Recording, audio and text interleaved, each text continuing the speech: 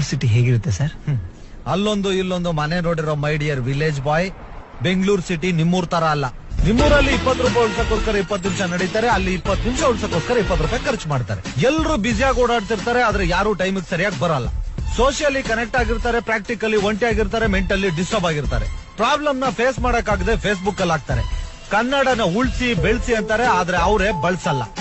Smart phone ಇರೋರು life is boring ಅಂತ ಹಾಕ್ತಾರೆ, ಸ್ಲಮ್ ಅಲ್ಲಿ ಇರೋರು ಲೈಫ್ ಈಸ್ ಬ್ಯೂಟಿಫುಲ್ ಅಂತ ಎಂಜಾಯ್ ಮಾಡ್ತಿರ್ತಾರೆ. ಫೋನ್ ಬಿದ್ರೆ ಅಳ್ತಾರೆ, ಫ್ರೆಂಡ್ಸ್ ಬಿದ್ರೆ ನಗ್ತಾರೆ.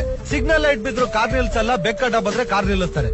ದುಡ್ಡಿಲ್ದರೋರು ದನ ಕಾಯ್ತಿರ್ತಾರೆ, ದುಡ್ಡಿರೋರು ನಾಯಿ ಕಾಯ್ತಿರ್ತಾರೆ. ಶೂಗಳನ್ನ ಎಸಿ ರೂಮ್ ಅಲ್ಲಿ ಇಟ್ ಮಾಡ್ತಿರ್ತಾರೆ, ತಿನ್ನೋ ತರಕಾರಿನ ರೋಡಲ್ಲಿ ಇಟ್ ಮಾಡ್ತಿರ್ತಾರೆ. ಫ್ಯಾಮಿಲಿ ಡಿಟ್ಯಾಚ್ ಆಗಿರುತ್ತೆ, ಟಾಯ್ಲೆಟ್ ಅಟ್ಯಾಚ್ ಆಗಿರುತ್ತೆ.